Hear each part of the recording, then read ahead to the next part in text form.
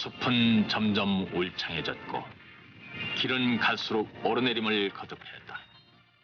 7열 떠난 취재팀은 아르헨티나를 거쳐 브라질로 향했다.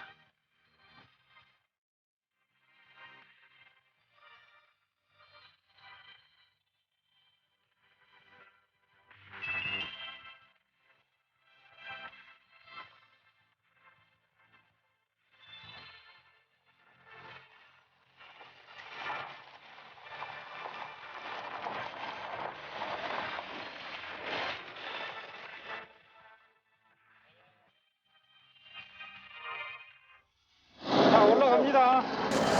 자, 밀고 올라.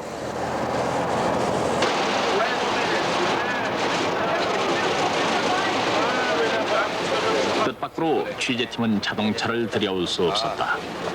외국인 입국에 예민한 브라질은 텔레비전 취재팀에게는 입국 조건이 특히 까다로웠다. 특히 브라질 취재는 비행기에 의존할 수밖에 없었다.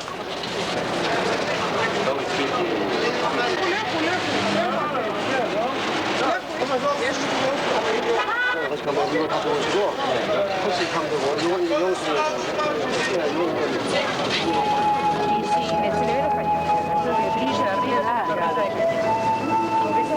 자연과 인간의 갈등과 조화.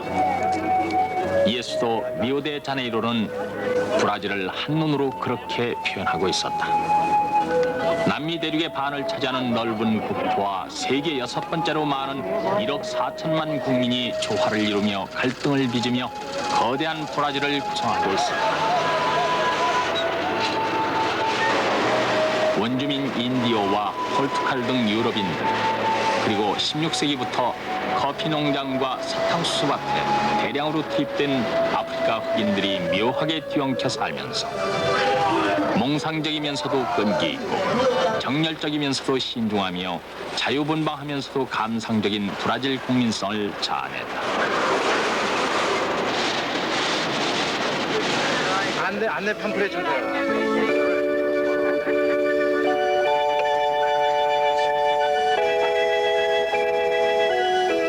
신은 브라질 편이다. 하나님은 브라질 사람이다.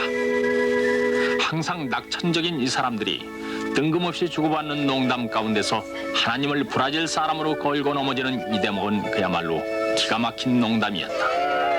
어찌 하나님이 브라질 사람이 되나. 그러나 이 농담이 이상한 뼈대를 가지고 있음을 알게 되는 때는 브라질을 알 만큼 알았을 때란 것이었다.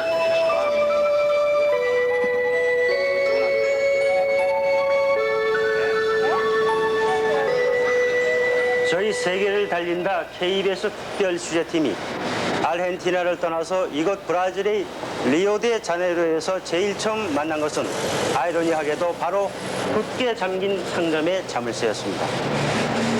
리오데자네이로 하면 세계적으로 널리 알려진 미항으로서 평소에는 많은 인파가 박을대는 그런 유흥도시인 것입니다. 그러나 지금 한참 일할 이 한낮 시간에 이 거대한 공룡과 같은 도시의 시민들은 거의 모습을 찾아볼 수가 없습니다.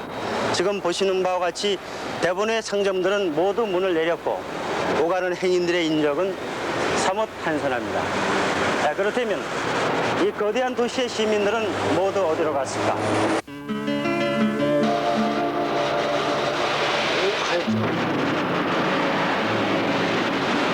도시는 곳곳마다 버려져 있었다.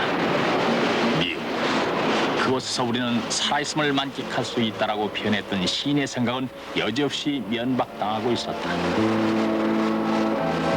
500만 인구를 가진 세계 제1의 유흥도시요, 브라질의 금융과 무역의 중심지란 이 도시의 공동현상은 취재팀을 허탈하게도 만들었다. 한창 분배해야 할 시간이었기 때문이다.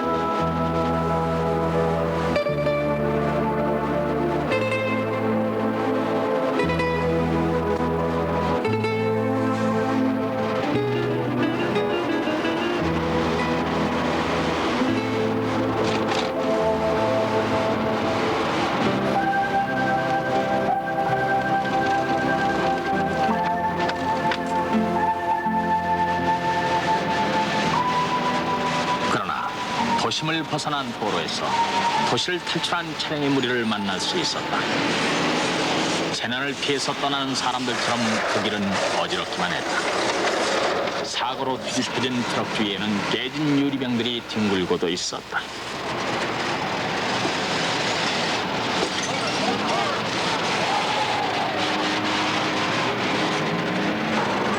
코파카바나 해변입니다.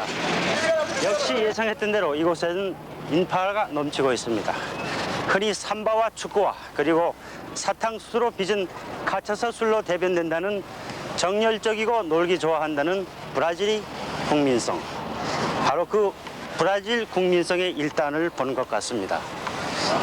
외국 빚이 1,000억 달러가 넘고 샤르네이 대통령이 브라질 경제의 회상을 위해서 대망의 기치를 걸고 추진했던 일련의 통화개혁 등 경제개혁조차마저 올 들어 이런저런 이유로 해서 실패하고 있는 오늘의 브라질. 그러나 이 해변에 나둥기는 해수욕객들의 얼굴에서는 그 어떤 브라질의 어두운 부속도 발견할 수가 없습니다. 한때 제3세계 국가의 지도적 역할까지 자처했던 브라질. 저희 KBS 특별 취재팀은 이 같은 브라질의 실상과 허상을 찾아보기 위해서 다시 브라질의 광대무비한 국토를 종행으로 횡단해 보도록 하겠습니다.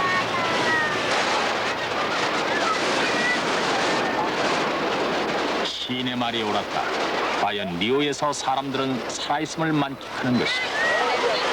도시는 온통 비어둔 채로 모두들 벌거숭이로 되돌아가서 그 유명한 코파카바나 해변을 더욱 유명하게 만들고 있었다.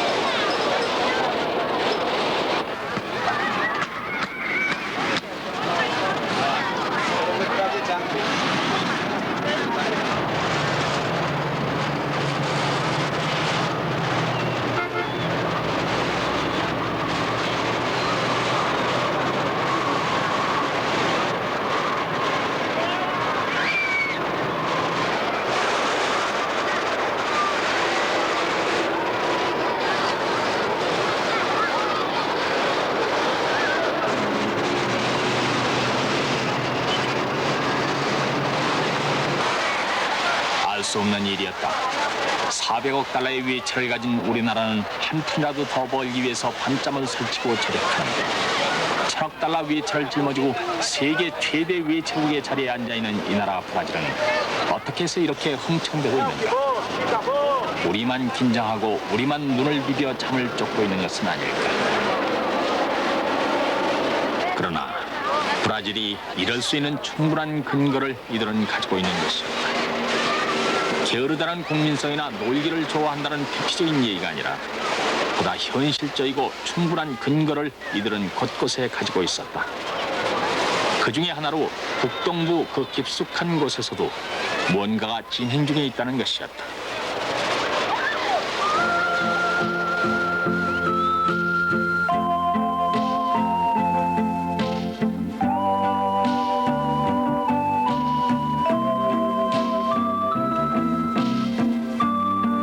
브라질은 참으로 넓은 나라였다. 동서와 남북은 서울과 부산의 10배가 되는 4,300km.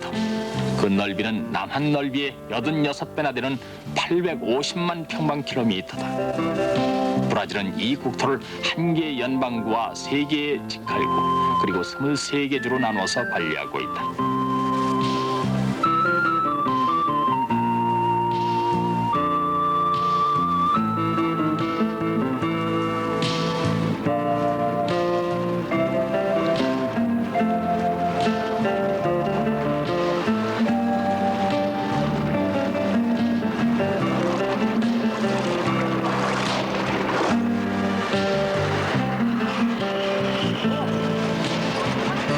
북동부를 브라질에서는 걱정의 장소라고 말한다. 정말 북동부는 과거를 싣고 사는 걱정의 장소처럼 보였다. 한때 이 지역은 식민자들의 공복을 채워주는 브라질 경제의 중심지였다. 비옥한 토양과 열대습기를 이용해서 포르투갈 식민자들은 이 지역에 대규모 사탕수수 농장을 만들었다. 1600년대 중반까지 이곳을 턴 세계 시장을 석권했다. 당시 이 지역 도시 살바도르가 브라질의 수도였을 만큼 이 지역의 위세는 당당하고 화려했다. 그러나 그러나 지금 이 땅은 국민의 30%가 거주하면서 문맹률이 50-60%에 신생아의 60%가 한 살도 못 돼서 목숨을 잃을 만큼 뒤처진 지역이 되어버렸다. 피임기구가 없어서 한 가정에 17의 자녀가 바글거리기도 하고 사상아가 300만 명이라는 통계도 있다.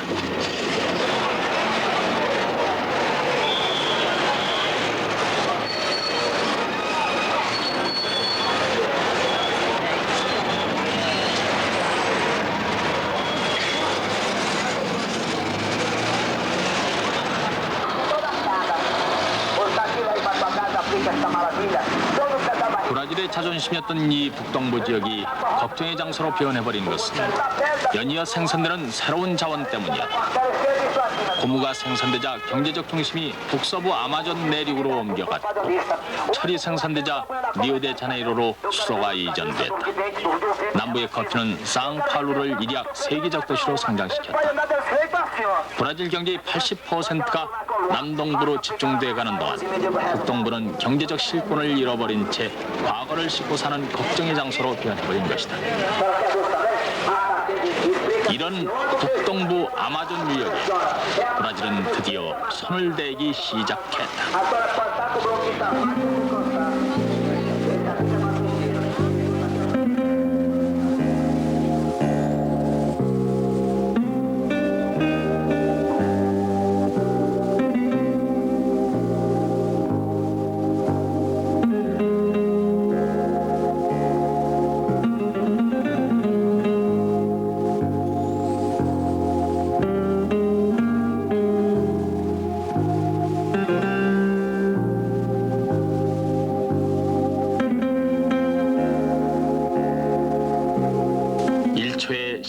입방리터의 물을 흘리며 지구에 있는 깨끗한 물의 4분의 1을 공급하는 아마존강. 지구를 둘러싼 산소의 3%를 뿜어내어 지구의 허파로 존재하고 있는 아마존 유역.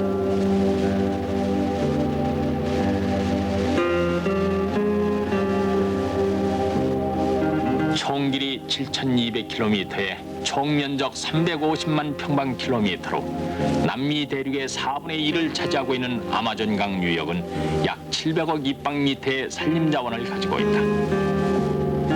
뿐만 아니라 아마존에는 620억 톤의 철광석과 수십억 톤씩에 달하는 동, 니켈, 망간, 복사이드 등 엄청난 광물 자원이 잠자고 있다.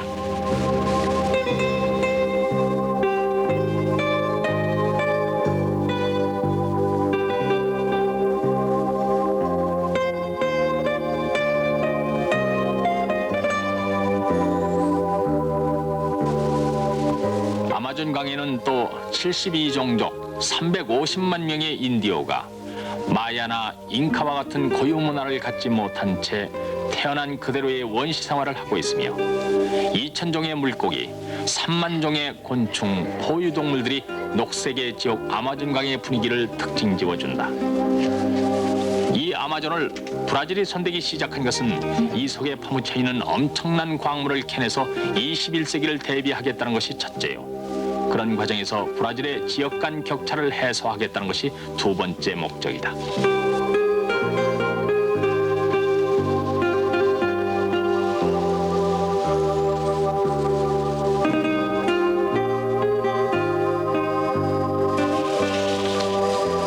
취재팀은 아마존의 지류를 따라서 300여 킬로미터를 더듬어 내려갔다. 어렵게 허가를 받아서 정글 속에 숨어있는 아마존 개발의 심장부로 접근한 것이었다. 아마존 개발을 처음부터 끝까지 목격하자는 것이다.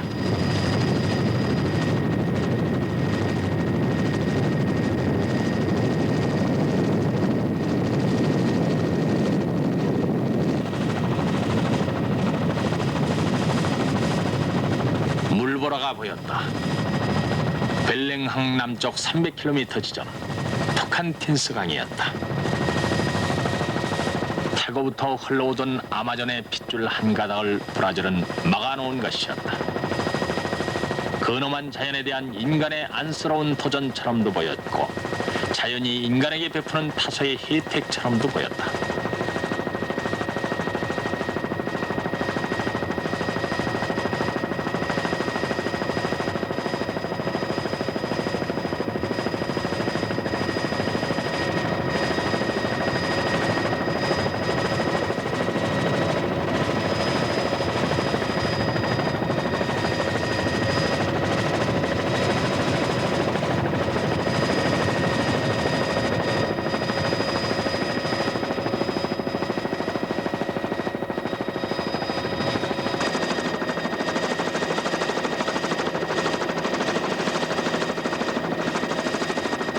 브라질이 아마존에 매듭을 지은 것은 엄청난 광물 자원을 캐낼 전력을 생산하고 중앙고원에서 대서양까지 2200km의 대운하를 만들어서 아마존 유역을 발전시킨다는 치밀한 계획에 의한 것이었다.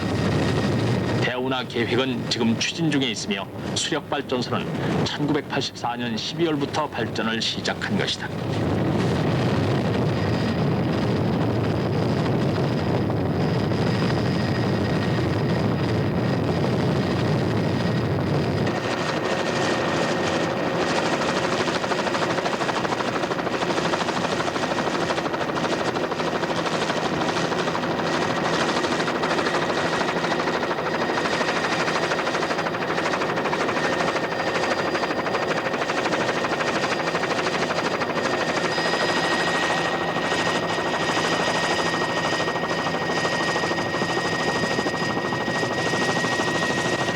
여 년의 공사 끝에 건설된 이 뚜꾸루이 발전소는 현재 800만 킬로와트의 전력을 생산하고 있다.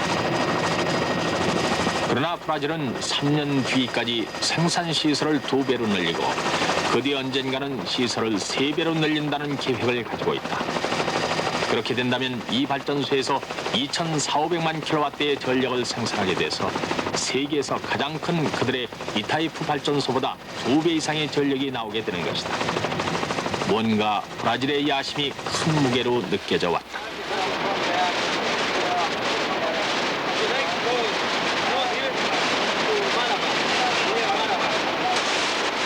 브라질의 야심은 여기 뚜꾸루이에서 끝나지 않는다.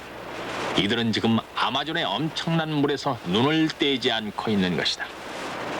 지형적인 조건으로 봤을 때 수력발전소로서 아주 마땅한 것 같다고 생각이 됐습니다만 앞으로 이와 같은 규모의 수력발전소를 더 건설할 계획은 없으신지요?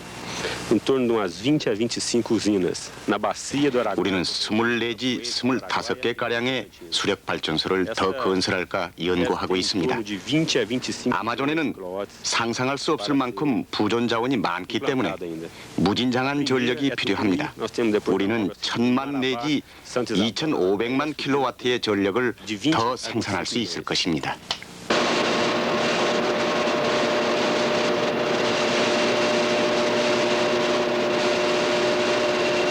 브라질은 남부 국경지대의 이 뚜꾸루이 발전소보다 규모가 더 큰 세계 최대 이타이프 발전소를 가지고 있다.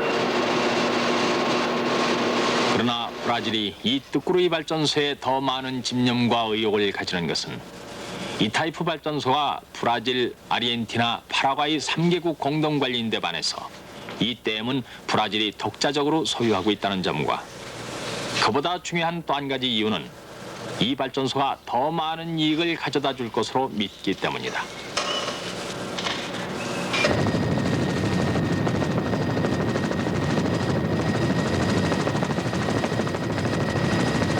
착공 당시 예정했던 18억 2천만 달러의 공사비는 1990년 완공 때까지 60억 달러로 3배 이상 늘어날 전망이다. 발전소 건설에 참여하고 있는 6만 명의 공사 인부를 위해서 임시 도시 하나를 건설하는 데에도 무려 26억 달러가 투입됐다. 10여 년간 사용될 일회용 도시를 만드는데 우리 돈으로 2조 원이 들어간 셈이다. 엄청나게 큰 국토는 다스리는 데에도 엄청난 돈을 쓰게 만들어서 브라질의 위치가 세계 1위를 차지하는 이유의 하나로 작용하고 있었다.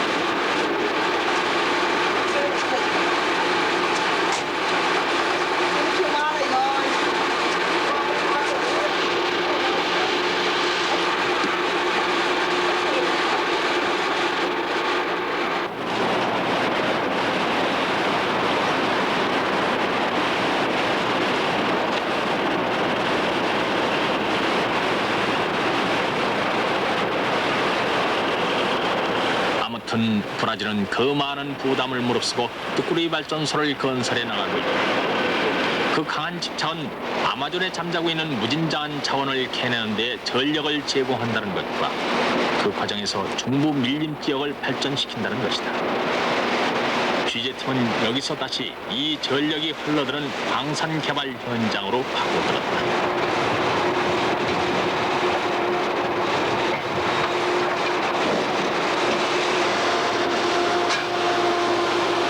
정치는 브라질 편인 것 같았다.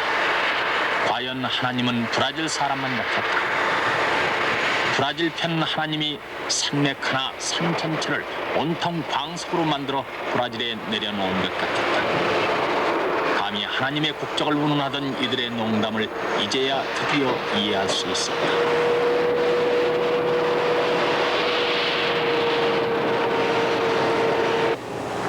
반짝거리는 것이 모두 금은 아니다라는 얘기가 있습니다만 지금 보시는 이 볼품은 돌이야말로 금보다도 더 귀한 철광석인 것입니다. 세계를 달린다. 저희 KBS 특별 취재팀은 외국 기자단으로는 처음으로 브라질이 세계에 자랑하는 카라자스 노천 광산을 찾았습니다. 이 광석은 순도 66으로서 세계 곳곳에서 수요가 날로 늘어나가고 있습니다. 그저 널려있는 광석을 삽으로 긁어서 차에 싣기만 하면 바로 달러가 되는 것입니다. 이런 방법을 해서 브라질은 해마다 약 70억 달러 정도를 벌어들이고 있습니다.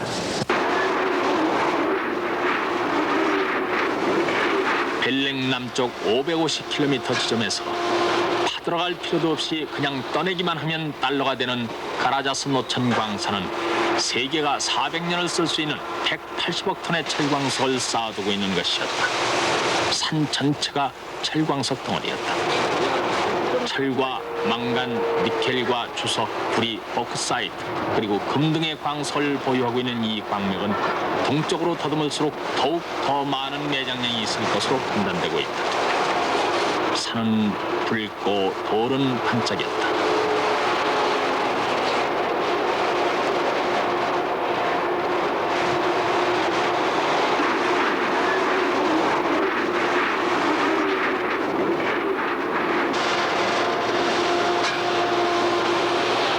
브라질 정부는 1980년에 이 광산 개발을 정식 국가 사업으로 결정했다. 브라질 국영광업공사 CVRD가 맡아 추진하고 있는 이 광산 개발 사업은 1990년까지 10년에 걸쳐서 기반을 다지게 된다. 그러나 이 개발 사업이란 것은 그저 땅 위에 쌓여 있는 광석을 떠서 대서양연안까지 수송하고 거기서 대기하고 있는 화물선에 선적하기만 하면 되는 것이다. 그야말로 손에 쥐어진 황금알과 같은 것이다.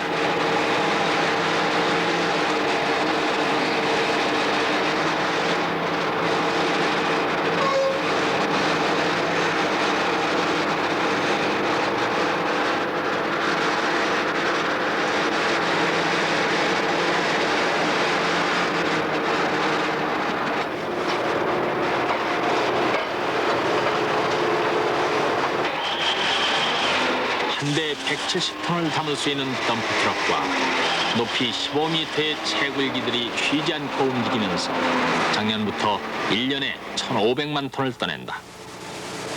그러나 내년부터는 3,500만 톤을 떠날 예정이다. 순도 66%의 높은 품질 때문에 전 세계로부터 수요가 나날이 늘어나고 있으며 우리나라도 해마다 2억 달러 정도를 사들이는 것으로 알려져 있다.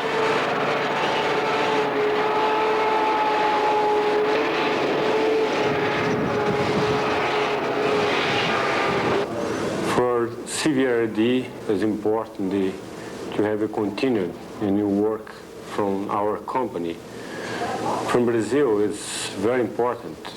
옛부터 이 지역 주변에는 망간이 아주 많이 있어서 망간 탐사가 1930년부터 시작됐었죠. 바로 이 광산 자리는 망간 탐사 헬리콥터의 재급유소가 있던 곳이었습니다. 왜냐하면 풀이 거의 자라지 않아 하늘에서 보면 벌거숭이 산으로 찾기가 쉬웠으니까 말입니다.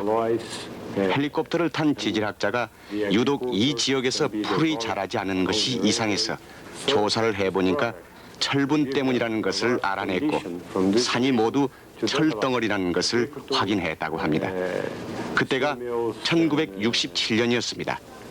브라질 경제에 아주 중요한 순간이었던 것입니다.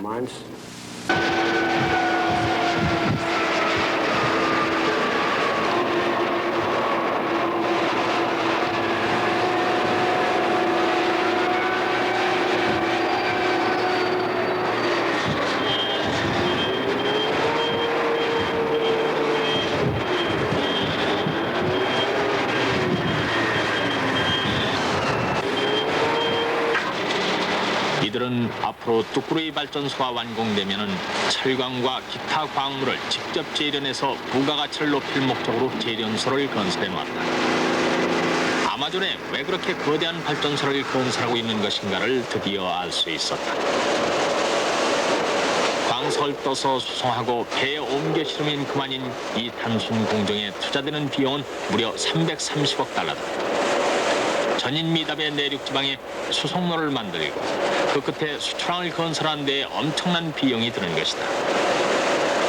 여기에 브라질의 고충이 있고 야심이 있었다.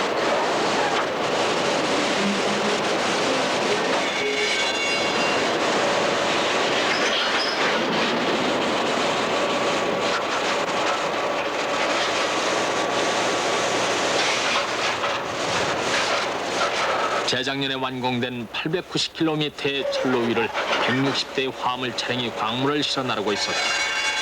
그 많은 화물차는 인근 1000만 헥타 평야의 농산물을 같이 나른다.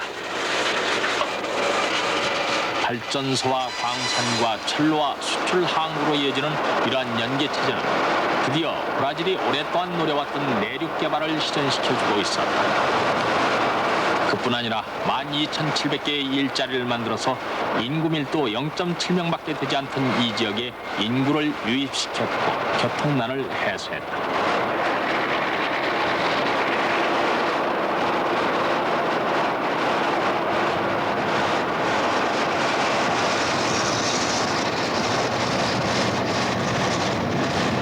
(890km에) 이르는 까라자스 철도는 상루이스에서 끝난다.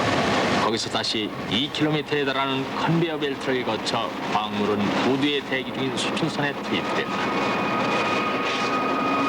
1시간에 16,000톤씩 실려나가는 뚜꾸레이 광물은 걱정의 장소 북동부 지역에서 브라질이 거둬들인 기쁨의 소출이었다. 아마존 개발 현장을 시작에서 끝까지 추적 취재하면서 어떻게 이들이 태평하고 느긋할 수 있는지를 알 수 있었다. 점차 현실로 등장하는 무한한 잠재력을 이들은 얼마든지 믿고 있기 때문이었다. 까라자스 광물은 하나의 예에 불과했다. 매장량 세계 1위의 망간, 2위의 철광석, 3위의 보크사이트, 그리고 세계 2위의 산림과 미국 다음의 농축산물. 이들에게는 캐내고 길러낼 것이 얼마든지 있었다. 외채 1000억 불의 브라질은 400억 불의 우리와 외채에 대한 감각이 같을 수가 없었다. 취재팀은 다시 내륙의 폭풍으로 뛰어들었다. 무엇이 이들의 내륙 개발 의지를 불러일으키고 있느냐를 알아야 했다.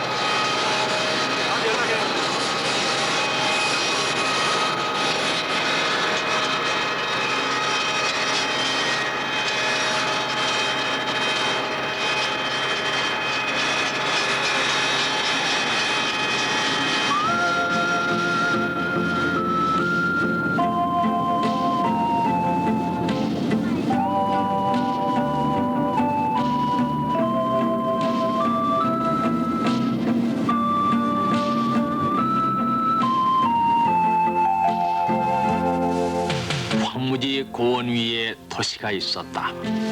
27년 전에 만든 브라질의 수도 브라질리아다.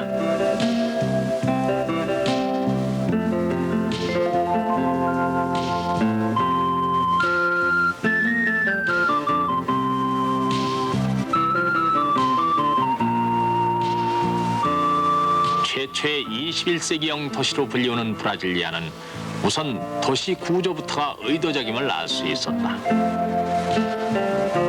도시는 완전히 비행기의 모양을 본뜬 것이다.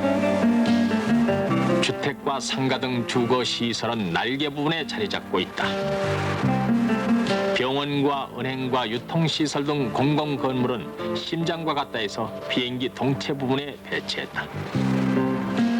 국회와 대통령궁, 감사원과 정부 청사는 나라를 끌어나가는 수뇌부라고 해서 비행기의 앞머리와 그 부근에 들어서 있다.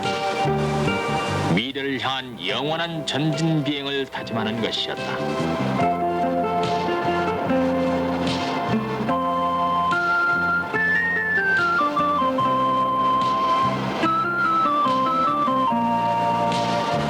브라질은 1억 4천만 인구의 80%가 대서양 연안에 모여 살면서 막연히 북미와 유럽을 동경한다. 그들의 반 이상이 20세 미만의 젊은이들이다.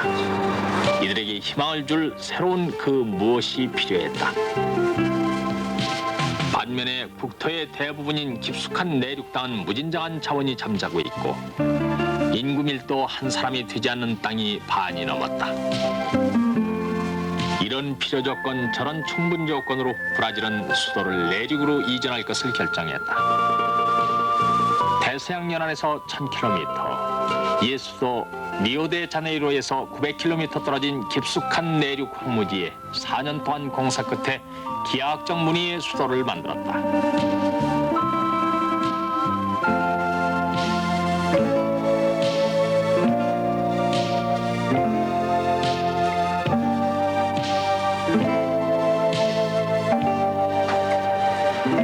반대하려거든 내 시체를 밟고 넘어가라. 쿠비체크 당시 대통령은 그렇게 고집했다. 일마다 무조건 반대하는 자들이 브라질에도 있었다. 머지않아 차원 높은 이 나라의 중심지가 될 이 단단한 중앙고원에서 다시 한번 눈을 들어 내일을 바라보자. 대통령은 그렇게 설득하며 새 수도 건설을 추진했다. 쿠비체크 대통령은 무리한 의혹으로 외채를 누적시키고 물가 상승을 폭발시켰다는 비난을 들으면서도 1960년 4월에 마침내 수도를 브라질리아로 옮겼다. 이 단단한 중앙고원에서 다시 한번 눈을 들어 브라질의 내일을 바라보기 위함이었다.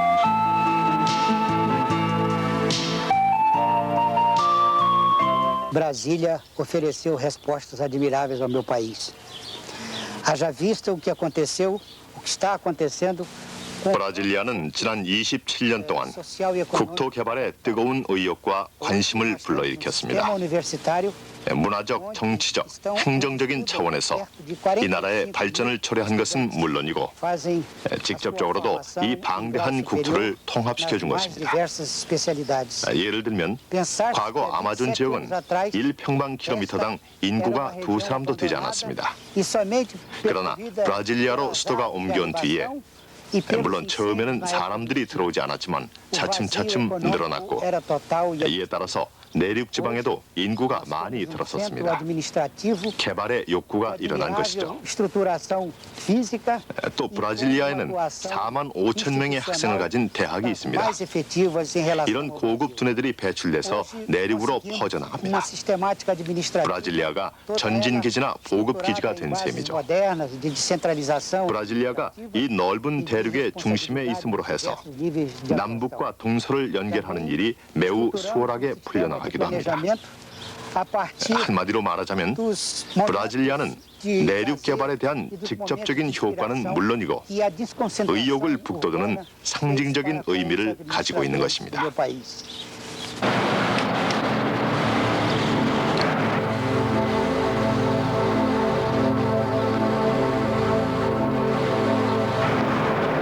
환상의 도시다. 새로운 문명의 첫 도시다. 창세기의 지구와도 같은 창조적 도시다. 이 도시가 가진 균형과 외형에 대한 이런 찬사가 아니더라도 브라질리아가 건설됨으로써 아마존강 유역 벨랭에 이르는 3천여 킬로미터의 내륙도로가 건설됐고 서쪽 안데스까지 그리고 동북으로 뻗는 환상도로들이 지금 새롭게 추진되고 있다. 물론 세수도 브라질리아가 외채를 누증시켰다는 지적이 있다. 그러나 그것을 각오하고서도 황무지에 반대를 무릅쓰고 내륙을 겨냥해서 수도를 새로 세웠다는 것은 브라질이 내륙에 묻혀있는 엄청난 부존 자원과 농산 자원에 얼마나 기대를 가지고 있는가를 알 수 있게 해주었다.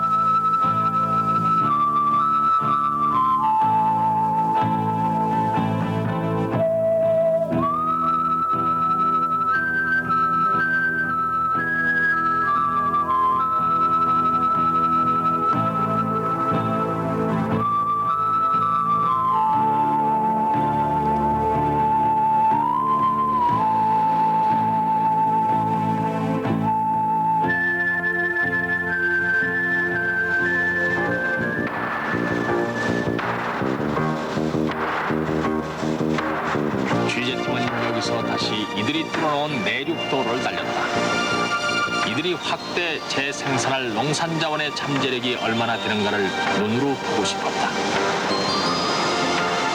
아르헨티나 대평원이 그러했듯이 브라질 평원 역시 가도 가도 끝이 없었다.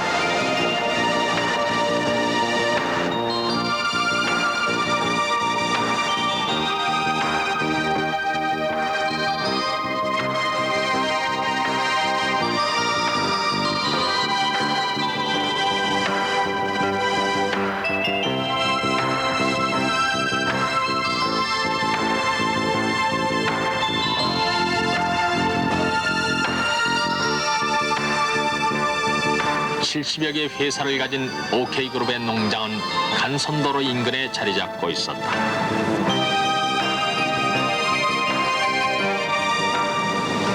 K1, K2 나오세요. 여긴 K1입니다. 저기 그 눈앞에 보이는 정자나무, 혼자 서 있는 정자나무 앞에서 교신을 좀 합시다.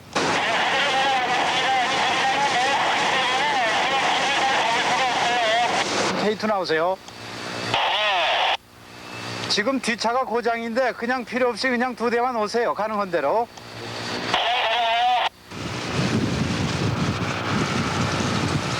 (5,000헥타르의) 대규모 농장이었다. 사방의 거리가 18km. 우리로 치면 50리나 된다. 얼마만큼 넓은가를 짐작조차 할 수 없었다. 평야나 다름없는 이 방대한 농장에서 오로지 콩 하나만을 생산하고 있었고, 농장주는 이렇게 큰 농장을 2개나 더 가지고 있다는 것이었다.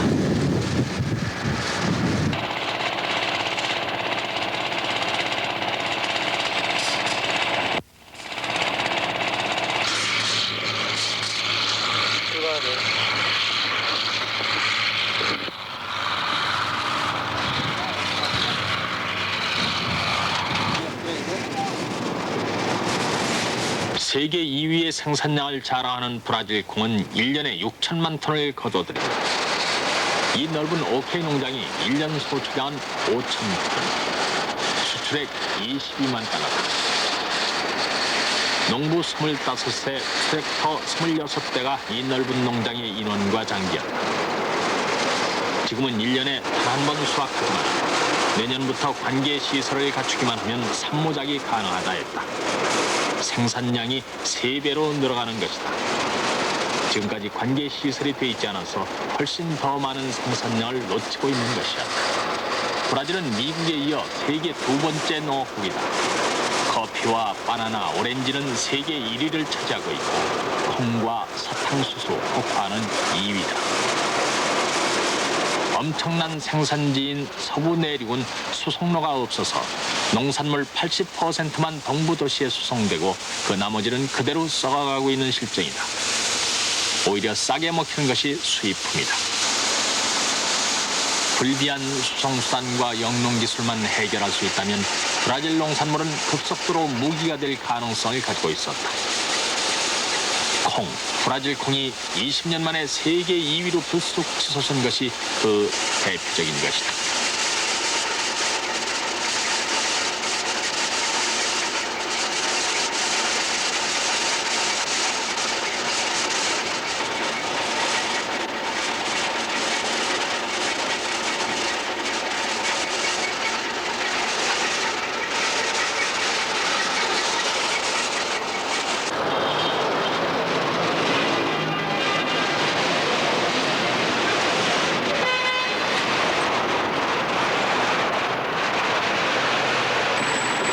중행으로 내륙을 목격하고 다시 본 남동부는 법석되고 있었다. 한 해에도 물가가 230%가 불쑥 치솟고 1,000만 명 실업자의 1,000억 달러 외채를 짊어지고 있다는 그 브라질이었다. 그러나 다시 본 도시의 얼굴들은 하얗고 싱싱한 속살을 감춰둔 양파의 껍질을 보는 듯했다. 미오의 육감적인 삼바춤과 전신을 흔들어대는 브라질 축구. 우리가 아는 그런 브라질을 양파의 껍질이라 한다면 그 속에는 뚜꾸루이 발전소, 가라자스 노천 광산, 그리고 콩과 같은 브라질의 속살들이 들어있는 것이었다. 천억 달러 위치 앞에서도 눈부신 수영복으로 코파카바나 그 해변을 유명하게 할 수 있었던 그 태평함은 무한대의 자원이라는 엄청난 배후 세력이 있었기 때문이었다. 그것이 우리와 다른 점이었다. 내륙을 돌아보고 가슴을 두드려 오는 것은 자원 없는 우리에게 이들의 자원 같은 무기가 될 것은 앞서가서 잠자는 토끼를 어느덧 따라잡는 거북이의 발걸음, 그런 부지런함뿐이라는 자각이다.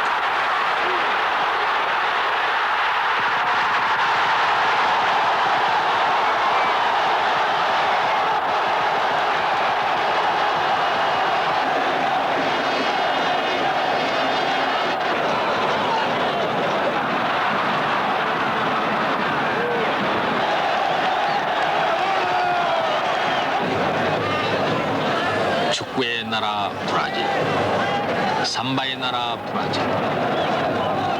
우리가 아는 브라질의 축구와 삼바 같은 것은 믿을 것이 있는 자들이 즐기는 몇 가지의 여유와 같은 것이었다.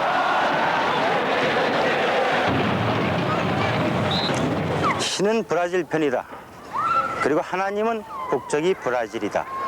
이곳 사람들은 공경련이 그렇게 주장하고 있습니다만, 세계를 날린다 저희 KBS 특별 출팀이 브라질을 종단하면서 느낀 것은 바로 그와 같은 것이 결코 자만만은 아니라는 사실을 확인할 수가 있었습니다. 드넓은 국토, 그리고 아직도 10%밖에 개발하지 않고 있는 이 현실. 언젠가 이들이 국가적인 단합과 국민적인 자각으로 깨어나서 크게 일어설 경우 세계의 질서는 다시 한번 크게 출렁거릴지도 모르겠습니다. 국토와 자원은 결코 재생산될 수 없다는 이 엄연한 현실 앞에서 기자는 문득 지구의 저편 한 끝에 두고 온 아득한 조국을 한번 생각해 보지 않을 수 없습니다. 그리고 그 감회는 상당히 착잡합니다. 생존의 조건은 무엇일까?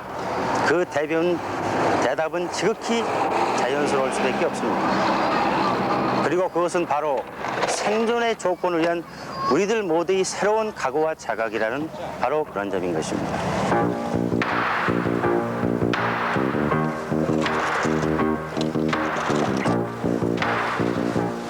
아르헨티나와 브라질에서 우리는 건면한 한국인들을 만났다. 앞으로 더 만날 그들의 얘기는 한꺼번에 묶어 8번째 프로그램에서 소개하기로 하고, 칠레, 그 최악의 국토를 향해 떠났다.